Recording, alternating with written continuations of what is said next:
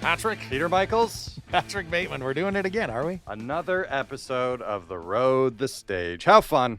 People need to continue to smash that subscribe button. Get aggressive with it. Like, you really just literally pound out your aggressions, take the frustrations of the day, allow us to kind of be a little bit of that relief, but then just smash subscribe. I think my own grandmother actually subscribed to the Bose Bar and Stage YouTube page. So get out of here. I don't want to say that's a sign of what you should do, but it is. Of course, your grandmother is cool enough to be able to know how to do that. She is. Also, make sure you follow us on our social media, The Road, the Stage, wherever you may find us. Pretty much everywhere but TikTok, and Vine doesn't exist anymore, right?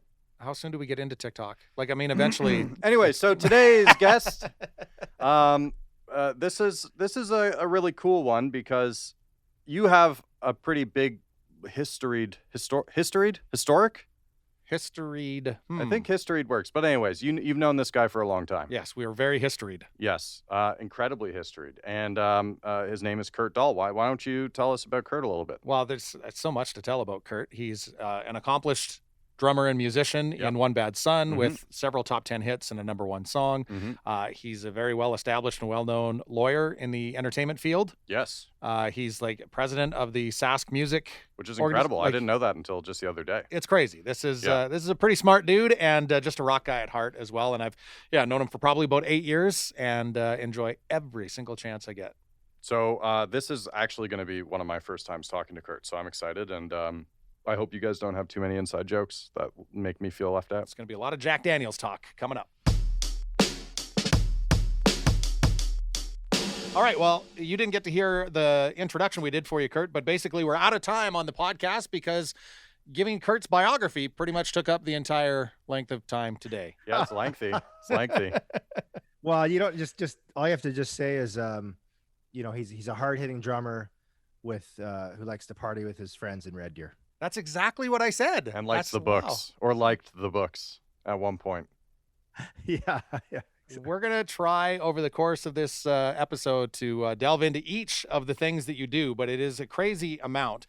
But let's start off by talking of probably your finest accomplishment, and that is what we have 14 sold out One Bad Son shows in Red Deer. Is that what we got up to? Was it 14? Was that the number?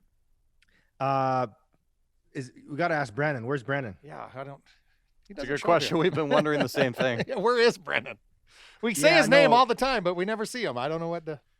I think that sounds right. 'Cause I think we got over the unlucky 13 and made it to 14. I think, but it's pretty amazing, man. Like what a streak. And that's across multiple different venues. Multiple venues. The VAT was in there a couple of times. I mean, the VAT is kind of where everything really kind of started.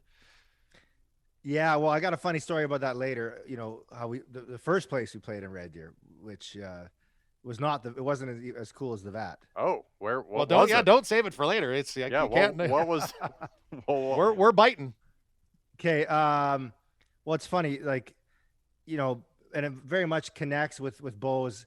So every time you mentioned, and this is a great first topic to discuss. We talk about like the sold out shows in Red Deer, and before this call, like I just kind of put myself into standing into the past, standing side stage at Bose, getting ready to go on stage to a sold out show. 'Cause that just really like mentally put me in the right mindset, and that's as close to meditating as I get is putting myself side stage at Bose, so Brandon can smile knowing that his venue is like my happy place in my mind, But every time we play at Bose, and this kind of goes for any time we have a big show or a big event in my life, I would say, I always kind of I think about how hard I've had to work to get to that moment. You know what I mean?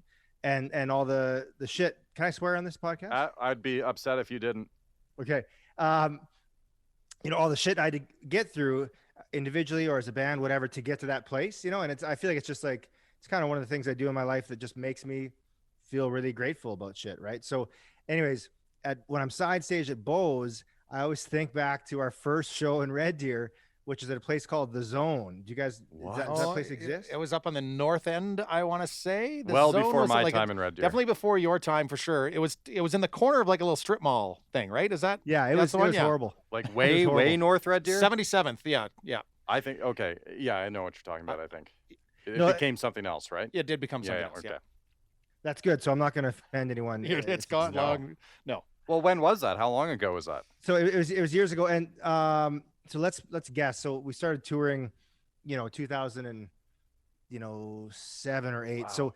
So like, and back in the day, I used to sort of indulge a bit in terms of what I was sending out to bars in order to get them to book us, right? So I guess indulge is too kind. I just lied outright to the bars and said that we do all these cover songs. I'd make up a list of covers that we did not do. So the bar booked us, and it wasn't the bar's fault. Like I shouldn't badmouth the bar. It was just like they booked us thinking we'd be like 90% covers, and of course we were, 90% originals. And back then, as you know, Pete, like our originals were heavier, and they also were not as good. So we play this venue, and back then we're doing like 3-set nights, which is like, that's a bit egregious, like in terms like that's a lot of music, especially when it's loud as hell and heavy. And so after the first set, I'm like, no one's in the bar except for our, as you know very well, probably our most hardcore long-term fan, Craig, my best friend in the world. Craig is there smiling ear to ear like he always has since day one. And then there's like people trying to hook up with girls and playing pool, and no one gave a shit about us. Like the crowd hated us. There's maybe 17 people there, and besides Craig, like 16 of them hated us, and the sound guy comes up to me afterwards, after our first set, first of 3, and he's like, where are the fucking covers, man? And I was like, wow, we threw in Civil War. We used to cover Civil War by GNR.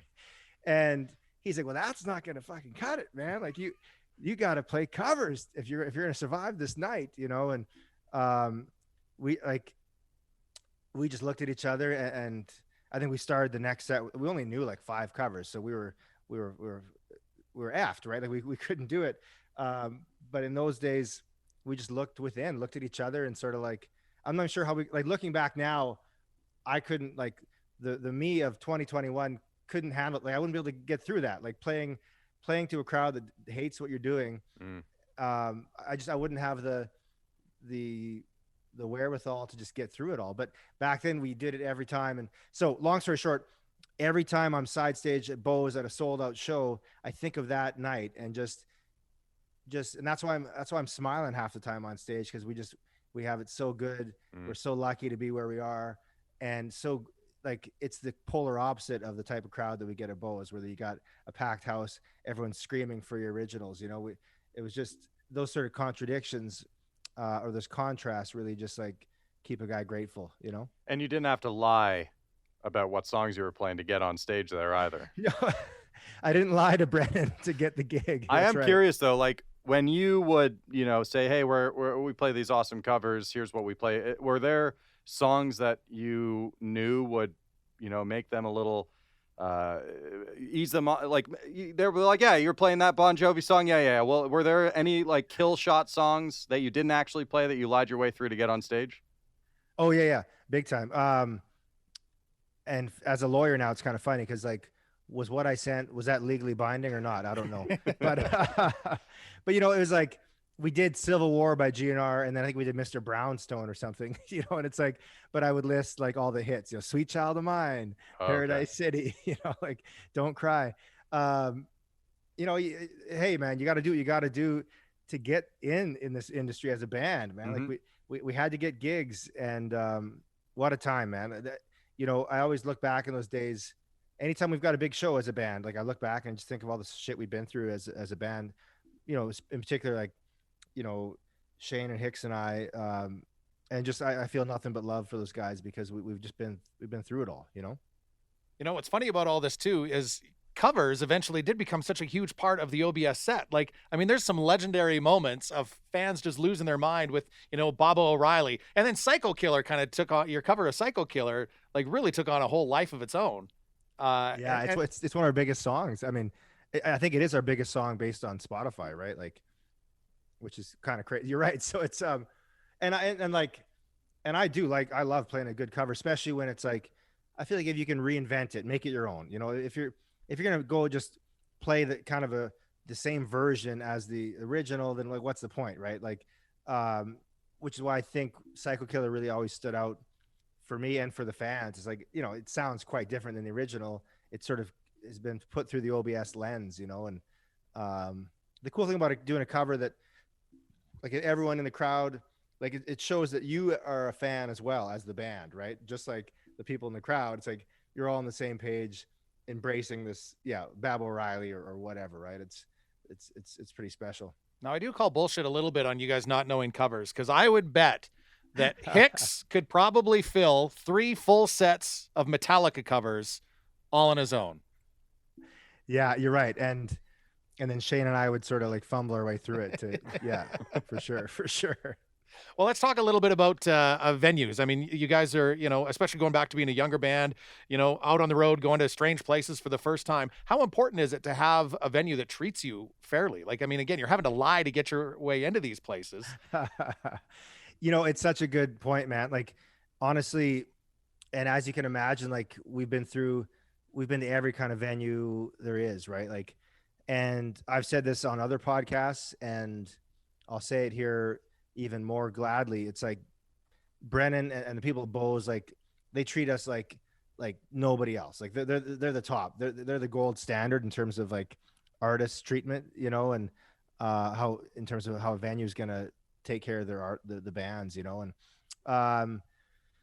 and yeah, I mean, it's like it makes all the difference because, and I won't give too many examples of the horrible venues, but like, you know, like a lot in the early days, especially. I mean, we drive, it's the old uphill both ways sort of saying, you know, it's like but it was legit. Like we would drive 30 hours to Thunder Bay to make $200, and then like split that 4 ways, of course. And we'd show up in some venues, not just, I mean, anywhere. Like you show up and it's almost like the venue's like resenting you for playing their place, right? And that's just funny, right? Like what's the thinking behind that? I don't get it. But and then of course once you get to a certain level of success, then all of a sudden the switch is flipped, right? And it's like then they really kiss your ass, you know. And but you never forget how they treated you when you were a nobody, right? And it makes all the, like, you know, it's just like it's the little things, right? You show up at a bar, you're tired as hell, you're just came off a huge drive, and you get out of the van. It's like I'm feeling what I'm feeling right now, or imagine what I feel when we arrive at Bose. Like we feel like on top of the world. We know we're starving. Brandon's gonna bring out like a killer spread that's meant for kings. You know, he's gonna say open bar, whatever you guys want to drink. Which, you know, sometimes you got to watch out with when it's such high quality stuff. And then, like, it just makes you feel like you're a king, right? Whereas, you know, again, the opposite can very much be the case, right? Well, the opposite with that, you know, specific Thunder Bay story, you said 30 hours split in 200. They're almost paying you not to go there. Right. Yeah. It's like, T-Bay is funny because like there's a couple bars there that know the bands have to play there because it's just like a gas stop. Like you're going from Winnipeg to Toronto anyways, so you have to come through. You have to come to our venue. Maybe that's why they're kind of assholes. Like they just get really good bands, like name bands, because they just need the gas money. Or they're gonna drive through anyways, so might as well break up the drive. And Crazy. But yeah, I won't get into T-Bay too much. You know, I remember a couple things about T-Bay. There's a great sushi place, which is like Thunder Bay. What? Great sushi place and a great strip bar. So there you go. Well, really, what more do you need in a town? There's you just set up a residency there. Forget Vegas. We've got our Thunder Bay residency lined up. You've got a brewery there that you like, right? Yeah, we actually, as you know, we moved my son out to London last year, and Thunder Bay was a stop for us. And there was, the Sleeping Giant. Like, I want to go back and explore that area a little bit more because it does seem quite beautiful. The Sleeping Giant National Park and all that. Found a couple of breweries out there that were pretty good. Oh, I thought the Sleeping Giant was the strip club. That's not what you want out of your strip club. So there's some branding issues there. Yeah. I like you've been doing this. You said you guys started touring 07, 08. When did you start school? Yeah, it's a great question. So OBS started 2004. Okay. I mean, we actually did. I think we did some gigs like 2005, but it wasn't like we didn't leave Saskatoon really. It was like, just like open mics and stuff in Saskatoon. And, so yeah, I started school 2003, graduated 2005. So, like OBS started right in the middle of that, and I remember like, and back then we were really heavy back then. Like, so I remember I got all like my law school friends. So I didn't know them. I didn't know them that well. Like they were just kind of new friends. I was like, come check out my band. And like, it's like everyone was just either a few people loved it, but most of them were like, man, like just the look on their face, like this guy is just screaming in our face. And this, I'm bashing away. Hicks is just, he was heavier, it was like that. That was the peak of our heaviness is how we started, and I think some of our early fans, the 75 people that were our fans at the time, love that heavy era. And there's things I love about it too, but, needless to say, it didn't go over too well with my classmates. We didn't gain too many fans. They weren't listening to you while spending 28 hours a day hitting the books. No, it didn't really fit. So it's almost a chicken or the egg. What Yeah. came first, the passion for law or the passion for music? Oh, that's easy. Music by far. Like, so, I mean, music, as you guys know, anytime we chat music, whatever at the radio station or just at, having a beer or whatever. I mean, music has always been my life. I mean, well, as far back as I can remember, and, I think, I never set out to become, I didn't have these big aspirations all my life to be a lawyer, like some of my classmates at university were like, they knew from like age 5 that they want to be a lawyer. Right. Which is like, what? What went wrong with your childhood to have that? I couldn't imagine. Or what went wrong with ours. Yeah, right. Well, a lot of it's like, they're sons and daughters of lawyers, right? And I come from, I think, as Pete, like very humble background. Like my dad's was an auto mechanic and my mom was a hairdresser, so no one in my, or even in the extended sort of Dahl family, like no one aside from my brothers went to university even, and there's definitely no law lineage or doctor lineage in the Dahl family. So, I guess I would say what happened is growing up, like in my teens and 20s, like I read so many rock and roll biographies. I don't know if you guys are big into, I mean, I know we've talked about some stuff, Pete, like I love that stuff. Like to me, those are the books that I just soaked up. And the common thread with all my idols was that they were fucked over by someone in a suit, like either a record label dude or a manager or a lawyer. They're all screwed over. And that really got to me. And I thought if I could go to law school, become a lawyer and, be the guy that helps represent artists, I could sort of stop that pattern from happening. Right. And I could save my fellow musicians, but also selfishly save myself as being in a band. Right. So that was sort of the thinking, like if I could become an entertainment lawyer, then I could help out my fellow musicians, Such a unique perspective from, any other musician that I've talked to in the past. It's just a very different day job, I guess, is one way of putting it. And it sounds like things kind of started ramping up around the same time, right? Like I was reading that while you were in the full weight of law school, OBS was also really making, taking a shot at getting bigger. So I was reading about your sleepless nights, either studying or writing music or jamming with the guys in Vancouver, I think, or British Columbia. Yeah, it was the time. It was interesting, like, and I think this is an important part of sort of like whatever, like my stories, like, things didn't start. Well, they did start heating up in both careers, but it took a long time. Like there was a time, so I graduated law school. All my classmates are going to become lawyers and making big bucks and whatever. And I chose not to do anything. I didn't article. I didn't go to become a lawyer. I chose to tour the country with OBS. Right. And which sounds awesome. But that's back when no one gave a shit about us. Right. So that was the 2 or 3 years of just like touring the country, playing the Zone, playing Thunder Bay, playing Grand Prairie, who, now when we play there, it's awesome. But back then it was like, we'd go there and again, they wanted covers and the crowd hated us. The crowd wanted one night. someone was screaming for Alan Jackson, while someone else was screaming for someone else. And so, in the same night, like literally 5 minutes later, someone screamed for System of a Down. So like we were damned if either way, right? But so we did all this, like I took this time off and thought the band would make it, but it just wasn't our time, right? So that was 2000 and let's say 2007. We didn't have our first breakthrough, as you know, Pete, until 2012, right, with Scarecrows and the Red album. So I was 5 years too early. So I guess the important part of the story bit is that for a few years there, I went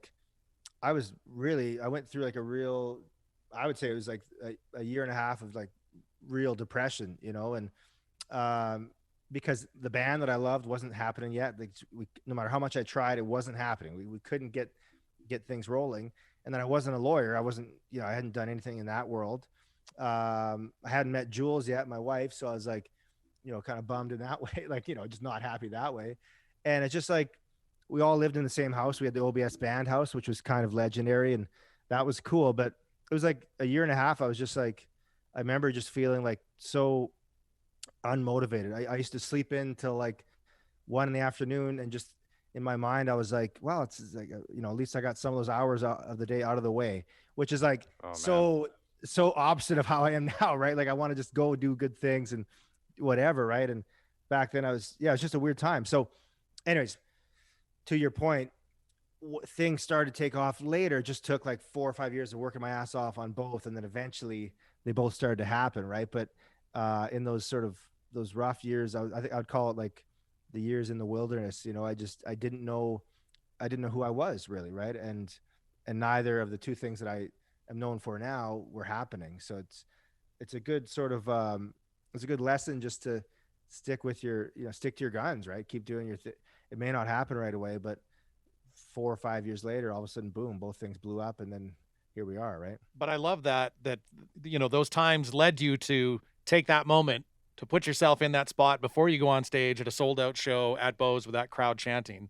Maybe that moment isn't as sweet or as prominent for you if you don't go through those times. Yeah, I love that, man. And I think some bands, you're right, like some bands blow up out of like, they get together and like 3 months later they're massive, right? And what sort of perspective do they have, right? Like to me, it's all about perspective, right?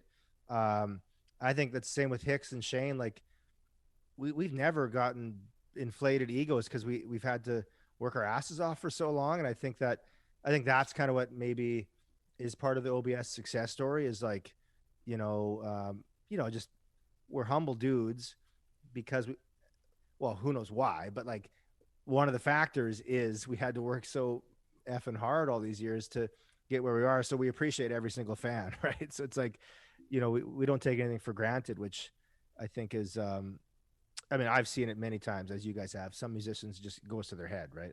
They just,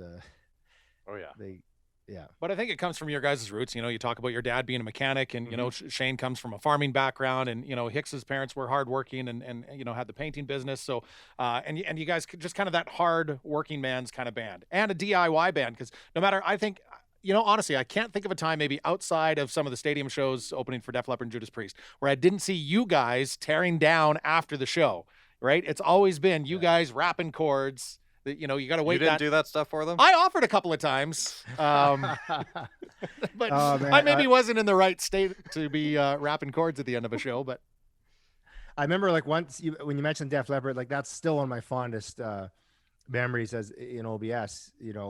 But I remember one time one of the Def Leppard guys happened to like walk by because the whole night the night was over.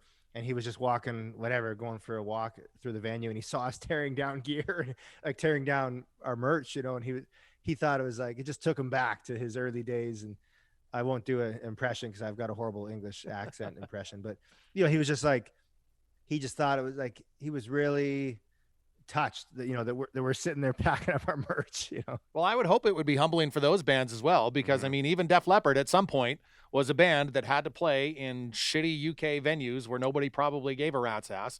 Same thing with Def Leppard. It took them a couple albums before Pyromania hit and they blew up with big success, right? So they learned those lessons. Yeah, Joe, actually, one of my favorite things from the Def Leppard tour was I had just I done my research because I always know that I can connect with pretty much anyone on music, right? Like, especially if you have any liking of rock and roll, then I can, you and I can get along, right?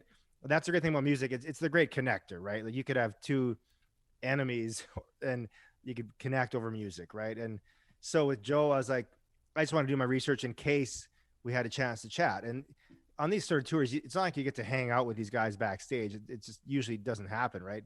They don't want the opener to be like mulling around backstage trying to, bug them, right? They want to just do their thing. But with Joe, he's a big Ian Hunter and Mott the Hoople fan. And so, I've got all of Mott the Hoople's records and most of Ian Hunter's. So, the one chance I had, it's like Joe was walking by and he wasn't rushing off to go on stage or whatever. And I just sensed that he was like, maybe had a minute to chat. So I was like, Joe, how you doing, man? And I was like, hey, Kurt from the opening act. And I heard you're an Ian Hunt. He's kind of like, oh yeah, like, you just want to shake a hand and go. Or he probably thinks I'm going to ask for a photo because that's everyone does, right? It's just, they must get bored with that. But I just said, instead of that, I was like, I heard you're an Ian Hunter fan. And he just, it stopped him in his tracks. He was like, oh, mate, that's, Ian Hunter is the greatest. And so we talked about Ian Hunter and how, in the early days of Def Leppard, like, I think they were playing some pub in Sheffield, I think they're from. Yep. And Ian Hunter came to the show and saw them. And it was like, still is one of the greatest highlights of his career is that Ian Hunter came and actually gave a shit in the early days before they had any hits. And anytime you meet these people, same with like Rob Halford, it's like I had a few good chats with him and you realize they're just like regular dudes, right? But they work their ass off. They're incredibly talented. But at the end of the day, they're just like, you sort of can see if you have a chance to have a good conversation, you can sort of see through and just see like the 15-year-old rock and roll fan in everyone, right? And I think that's all of us, right? That's what got us into the reason we're doing this podcast right now is probably because we all discovered rock and roll at a certain age and just changed our life, right? And it's kind of a cool connector. You've given us a pretty decent history of your time with OBS and the beginnings of law school, and like in hindsight, that's a long period of time. You talked about a long stretch of despair. We might be able to use that word. In hindsight, it seems like everything's kind of worked out. OBS has had an incredible run. I can only imagine you were still very busy when the pandemic hit and you couldn't play music and tour with your day job. Go ahead, finish that off. That's fine. We'll wait. Sorry. Was that a question? No, I wasn't sure. The beer takes precedence, that's for sure.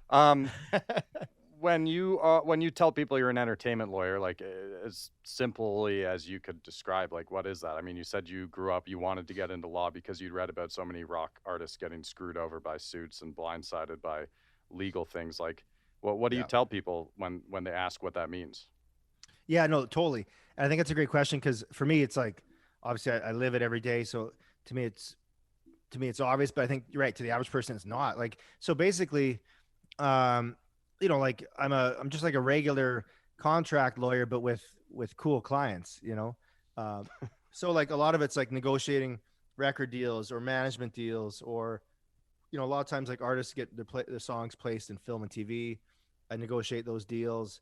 It's like a lot of it's sort of advocacy too, like making sure that artists, helping them with their careers, right?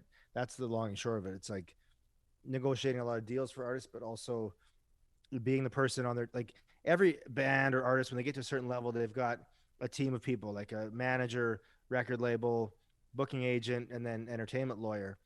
And, just helping, being part of the team and helping. A lot of it's like in the pandemic, I've seen so many record deals being thrown about and management deals being thrown about. And basically helping negotiate those deals and get artists to the next level in their career, which is like, to me, it's so cool because, you had like Tarek and from the Blue Stones on, and, those guys are clients of mine and friends. And a lot of the artists I work with, like I end up becoming friends with, and it's just cool to see, like I get to help people achieve their dreams, right? And that's, to me, like what a gift. I got two careers that I love, and I really I don't want to overuse the gratitude term, but like that's what it's all about, man. I feel super grateful every day, and I try to always remind myself of that, you know. So if you're doing, say, the average record contract, like how big of a document are we talking here? Like how much work goes into doing that? Yeah, good question. They're so different. Like, so, well, let's use a couple of examples because, you know, real world examples always help, you know. So I was fortunate enough to be involved on the Tones and I deal. Like, Yeah. And it's kind of crazy because obviously she's from Australia.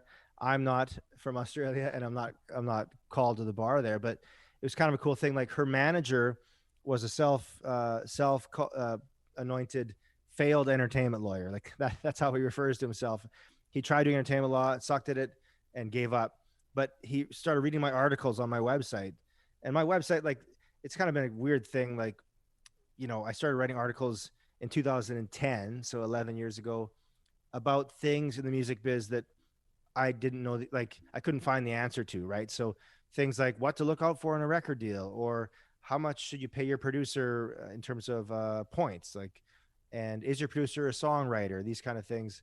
No, like lawyers weren't giving those answers out, and I thought, well, that's kind of lame. Like I want these answers. So I went and started writing these articles, and at first, like no one cared, just like with OBS, right? No one cared at first, and then over time, it's like people just, the articles started gaining traction because no one else was doing it, right? So long story short, now, I mean, I think we get, it's crazy the amount of people that read the articles on my site, and it's, I mean that in a truly humble way. Like I don't actually get it, how it's, you know, it's kind of crazy to see the people reach out from all over the world and be like, hey, I love your site. So Tones and I's manager emails me, and he's like, I read your articles every day. I've got this artist I'm managing that is starting to blow up, but like not quite, like she'd only had like a couple thousand or 100,000 views on her song or whatever. And he's like, can you help me negotiate her deal? I was like, sure. And so we had a few phone calls back and forth. You know, the deal she was getting offered was from America, so I can help because it's kind of the same law basically. And after about like 3 phone calls, I was like, what's the artist's name? And he's like, Tones and I. And at the time, I think she had like, so by the time we got to that, it was like maybe at 1 million views. And now I think she's like, you know, Dance Monkey's like a couple billion or something. Or Wow. it's like, That's crazy. It's like, it's That's just wild. silly. So long story short, she blows up. When we first started the deal, when I first got to know her at first, she was so broke and poor that she was busking like for food, like not busking for fun, but like busking for food, you know? And within a matter of a week, like she blew up so quickly, and then we got the deal. It was like a full on US bidding war. And to answer your question, Peter, I'm taking a short question and making a crazy long answer, but the deals that she was being offered were crazy, but they were massive deals, like the biggest deals that I've seen as an entertainment lawyer, because it was like the biggest song in the world. So those kind of deals were like 40, 50, 70 pages sometimes. But we're talking, and I can't say the numbers, of course, but she went in a matter of a week's time. She went from being like absolutely broke to being a millionaire, you know, and never had, not just that, but like never having to worry about money again. And so like those moments where it's like, it just feels like you hear those sort of success stories, and the rags to riches stories, but you don't really, to be a part of it and really see the impact. It was kind of crazy. And like just the magnitude of it, like she was just boom. So those deals are massive because there's so much money involved, you know, like, so we're talking, yeah, probably like a 60, 70 page agreement, which is like, it gets pretty mind numbing, you know? I think we should say that I've been spending quite a bit of time on your website, but lawyerdrummer.com, just Google lawyer drummer. You're not ever going to Google that for anything else other than Kurt Dahl's website. But you do make it a very approachable place for I'm assuming what must be countless young professionals or wannabe professionals in the music industry. So, well, and I would imagine a lot of them too is like you're relatable, right? Like I'm sure Yeah. to the most part, bands are probably scared of lawyers for Unique the most perspective. part. Unique perspective. Yeah. You can speak on their Yeah. level. Well, I think you're right. And I think lawyers have a bad reputation because of 97% of the lawyers out there. You know, it's like, it's a big number. you know, it's like, I mean, I don't trust most lawyers, like, to be honest, right? I mean, I often say I don't really like I am a lawyer, obviously. I feel like one, but I don't. I'm way more connected to the music biz than I am like the legal. Like, I don't hang out with other lawyers really. Um, it's just not like I'm not connected to that legal world. I've always been an outsider um, and just more part of the music world, right? Like that's right. Like, I would never want to go to like a lawyer event or something like, oh God, shoot me. And I'm gonna, if I can plug another podcast on our podcast, I Absolutely. caught a couple episodes on you and the guys from Band of Rascals that have that Your Band Sucks at Business podcast. It's Which is great. Yeah, if there's it's anybody awesome. that's listening to this, any bands that are listening to this right now, and we might not get quite into some of the ins and outs of your profession for a band, go check those podcasts out because you get into quite a bit of detail on contracts and signing this and signing that and social media followings and all that kind of stuff. So, And Band of Rascals have some pretty good tunes too. That helps. good guys. Yeah, they're great. Like, they're super smart, and I think that's like I love about them is like just they kind of show what, to me, that's what a up and coming band, like, you got to be smart. I think the days of sort of just like being a rock star and partying and like, and not focusing on like letting someone else handle all the business. Well, you can do that, but then there's a good chance you'll get screwed over by someone, right? Like, I'm a huge fan of like sort of self-empowering, so here's what I know, and I'm going to share with you on my website. And then at some point you'll need my help if you're getting a record deal offered to you. Like, you'll still need to hire someone who's good at what they do, right? And I feel like I take what I do very seriously. Like, I love what I do, and I always want to fight for, get the best deal possible for my clients, right? Like, that's why I do this, right? So, but I think I'm still surprised that sometimes I still find there's artists out there that don't want to like self-empower. They just want someone else to do all that sort of business side. And I say that's cool, but it's going to cost you more because you have to pay people to, or you'll sign a bad deal and then it'll really cost you, right? So all I can do is kind of put it out there and let them take it for what it is. So how do you take that? Like when OBS is kind of at the height of things and you're touring across you're opening for Def Leppard and those kinds of things. You're playing sold out shows across the country and, the want to party and live the rock star life is there. But you have an 8 o'clock call the next morning with the manager of Tones and you got to be on the ball. Like, I can't imagine the willpower it takes to say, you know what, guys, I got to shut her down tonight. I got a pretty important 8 a.m. And 70 pages. And you got to, and 70 pages, and you're on the road. Like, you maintain this practice while you're touring across the country in a van. Well, a couple of things. I would not. It would be a 10 a.m. call, not 8 a.m. I'd make sure that was at least 10. And then sometimes there was times where like it's tough where you're in in a van driving around, and sometimes like especially if you're on an important call and like you go into like a low part of a valley or something, or like you're driving through the mountains and you're gonna lose. There's no cell reception when you're going from like a good chunk of in BC, like in the mountains, you can't have a cell phone, right? So, or cell calls. So there was times where I was like, it was more stressful, like it was hectic. And I kind of look back fondly on those days because now it's like, well, we're not touring as much, obviously. And even pre-COVID, we weren't touring at like as crazy as we did at one point. But yeah, there was a few years there where it was like, it was sort of, I love like in the Eagles documentary, Joe Walsh talks about how life, when you're in the middle of something, a crazy moment in your life, it seems like total anarchy, like total chaos, and so when the Eagles were big, it was just like chaos.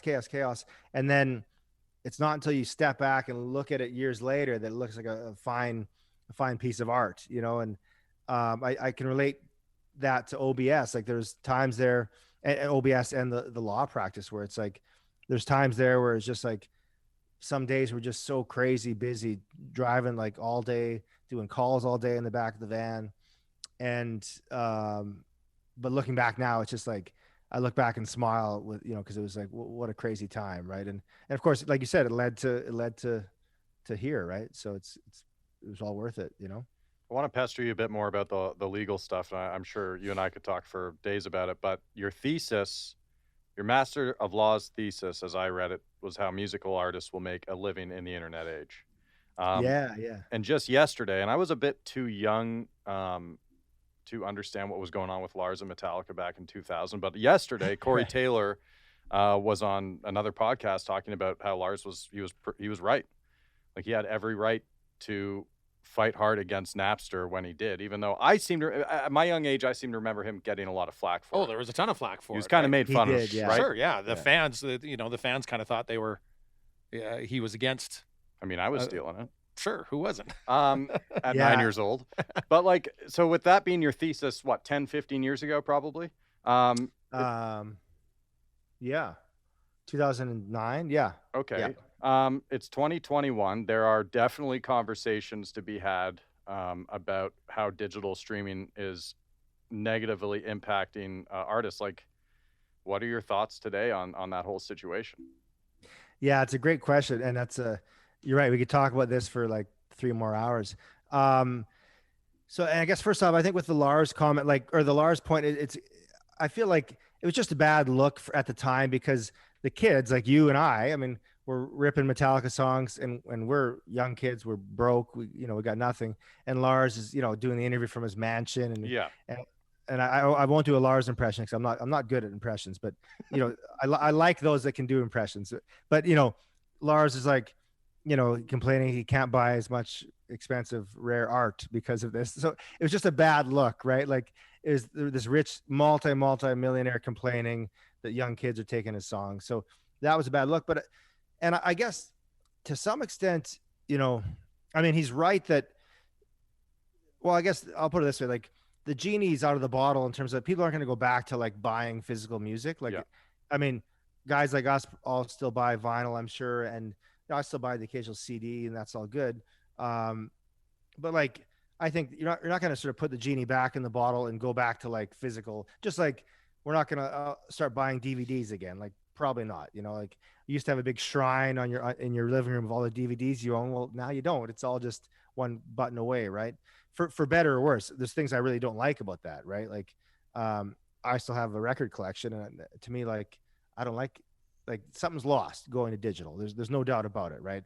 But I guess what I would say now is, and like I've seen artists like that make a lot of money from digital music, you know what I mean? Like Spotify, whatever. I think the real issue now is that all the money in the music business is being made by tech companies and not artists, right?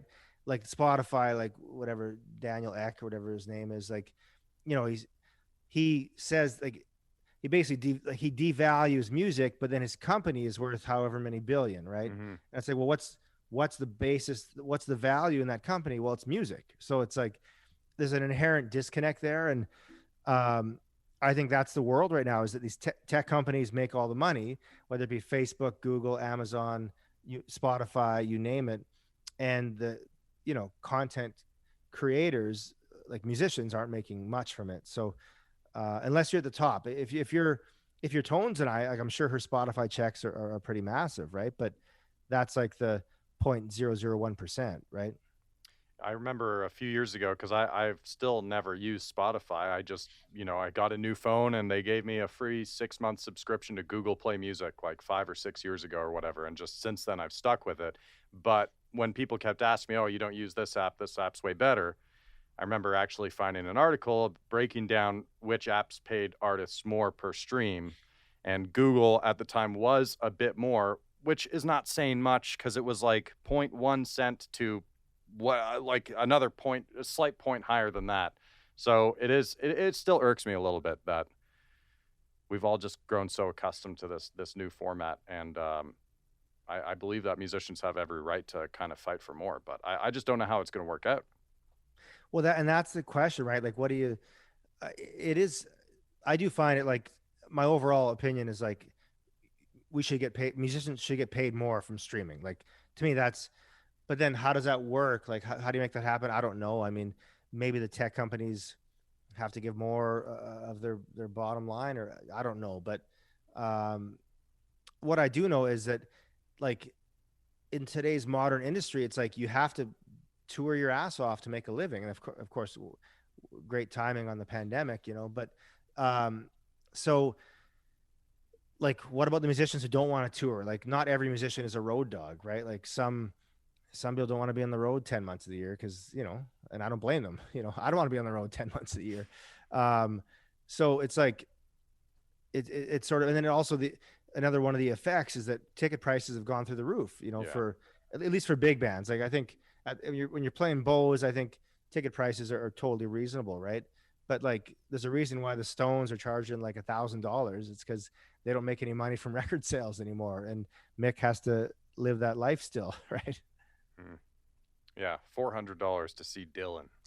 Way back. Yeah, I paid that. I saw Dylan. Yeah, I saw Dylan, and it was like, and I love Dylan. He's my favorite songwriter, and he's a shitty live performer. Like, I've heard that from so many people that are so disappointed, especially in the last, probably 10 years or so. Yeah. I've not heard a single person say a good thing about Dylan's live show in the last decade. No. Well, he's definitely not coming on this show. But yeah, it's really, I guess it's really changed the industry so much, right? Like although I will say this, just to add a little bit of optimism, like I do feel, because I see this on the entertainment lawyer side, like there is a lot of musicians out there like doing quite well and getting good deals. You got to be smart about it. You got to leverage, and in some ways, I think artists have more power and more control over their career than they ever have, right? So that's cool. Like I can see, certain, I won't name names, but like certain clients of mine who back in the day, like in the 90s, signed these major label deals, had to sell their soul, didn't actually make much money from that, even though they had like million selling records.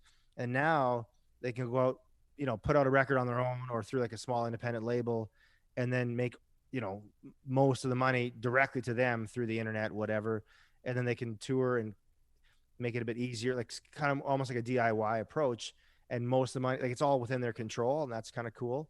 Or like, yeah, I mean, there's lots of positives, but it's also like, I think at the end of the day, like there should be higher payouts when it comes to streaming for sure. Sounds like a messy time.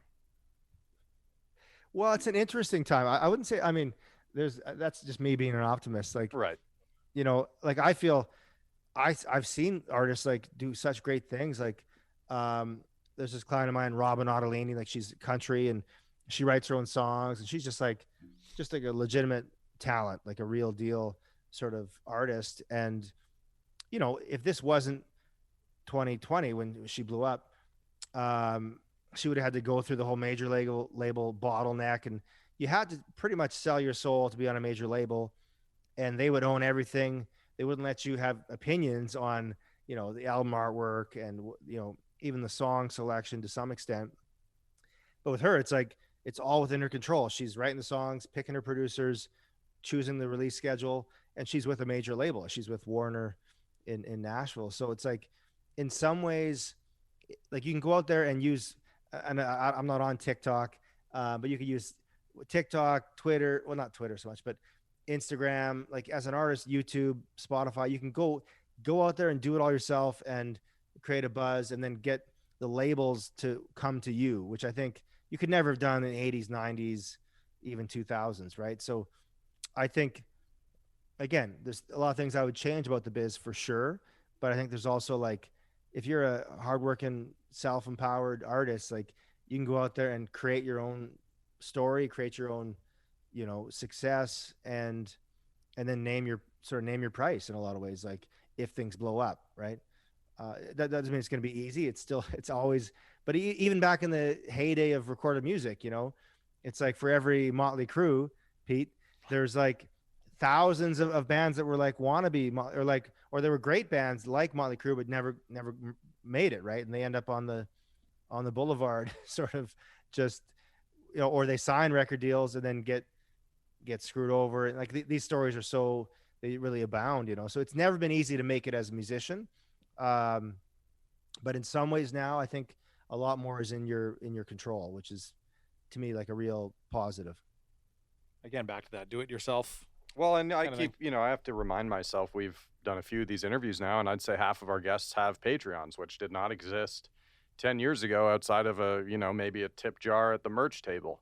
Now they've got a virtual tip jar, which you get rewards from, right? You can interact, you can curate content for your fans. So, And it's great, as we brought up with a couple of those as well. Like, can you imagine of having had access to a Patreon to Nirvana or Pearl Jam in the 90s, right? To get that close and personal, that would have been amazing. So yeah, you're right. There's a lot to be optimistic about.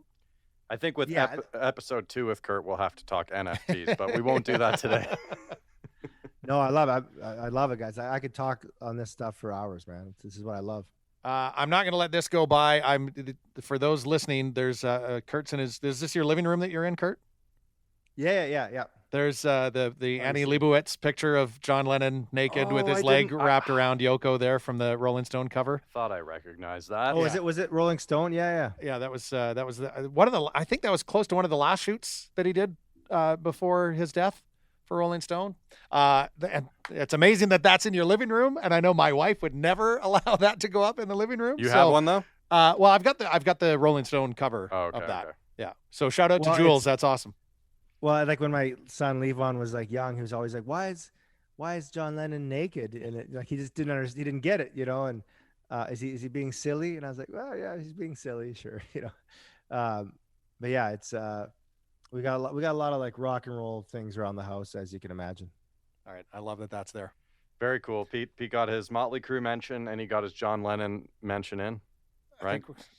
White Buffalo. There, I just throw it out there. White Buffalo, and then right? not wearing the White Buffalo shirt today. The trifecta, yeah. And I was one bad son, because you guys honestly are the band that I've seen the most out of any other band, and I can't give you a number because there's just so many. There were so many shows that era of whatever 2012, 2013 when you guys were kind of blowing up for the next 4 or 5 years was just so much fun, and sold out shows, and we'd follow these guys around everywhere, and you were awful nice to us. Yeah, Pete had his own touring going on. That's like OBS gave you a reason to hop in a van with a bunch of sweaty dudes and travel from town to town. That's what you do, right? Well, there was I loved it, man. You're right. That was such a great chapter in my life and in the band's history. Is like, that sort of time frame you mentioned, and because there was a couple times there where it was like, I think it was many times, but you guys would do like at least 4 or 5 shows. Like it'd be like Saskatoon. I mean, the Saskatoon ones are cool because you get to see us in our hometown, which is always awesome. But you do Red Deer, Calgary, Edmonton. What else? I'm sure you guys saw Leth. Yeah. I'm sure there was a Medicine Hat in there. There was a White Court Festival. Where the hell were you when they went to the Zone in Red Deer? Well, I wasn't around at that. No, that was before my time. No, and you're I wanted to wait for him to blow up a little bit. I didn't really like their cover of Civil War. That's when Pete was still asking bands to play Alan Jackson. Well, we definitely need to do a part 2 because there's so much stuff that we could have still talked about, and I'd love to talk about. I mean, the whole getting things going with Scarecrows and how you guys attacked radio, and again, a do-it-yourself thing. We're gonna have you on again if that's cool. Yeah, well, hey, anytime, guys. Like like this, lots to talk about. I'd love to talk about that stuff. I mean, the Scarecrows thing was so funny. It's like now it looks, again, just like with the Joe Walsh comment, like looking back, it seems like genius, but at the time, like our whole team was like, don't do it, and well, we just did it and it worked, right? And it worked well. Don't do what? Well, that's part 2. That's the cliffhanger that leaves you hanging for the next right? Podcasts have cliffhangers, don't they? Unbelievable. We'll see. All right. Cheers, KD. Okay. Peace, Thank dude. you, guys. Pleasure. See you, buddy. Okay. Much love, guys. Thank you. Well, Pete, we finally talked to your best friend. No word of a lie. That could have been easily double the length and would have been entertaining, informational the whole way through. Now, is it fair for me, and we haven't actually talked about this a lot on the podcast, which might, some people might not know that we work in radio. Right. I don't know if we've established that too many times.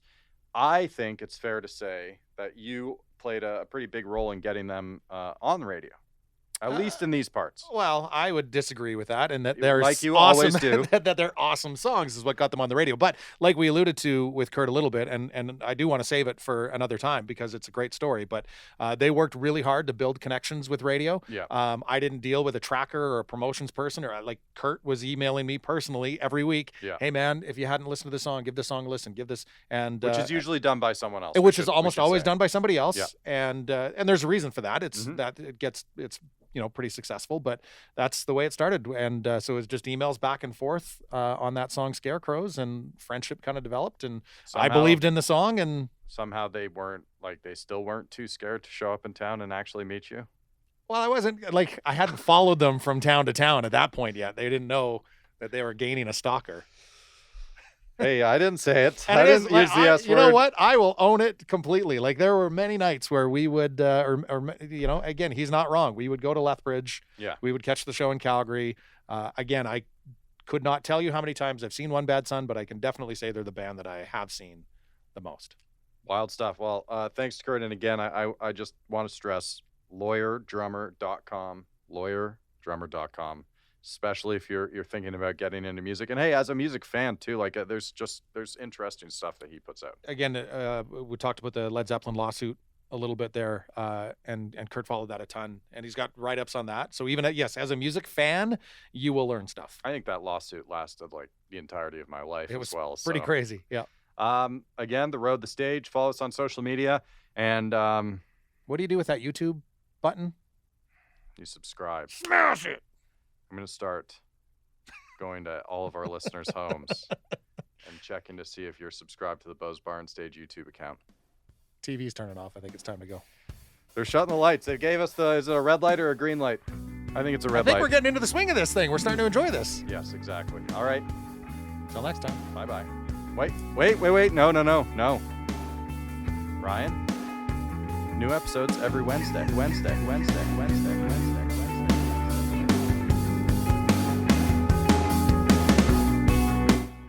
The Road, the Stage is produced by Ryan Kuly and Ryley Surian, recorded in Red Deer, Alberta, and in partnership with Bose Bar and Stage, Troubled Monk, and Tourism Red Deer. The Road, the Stage.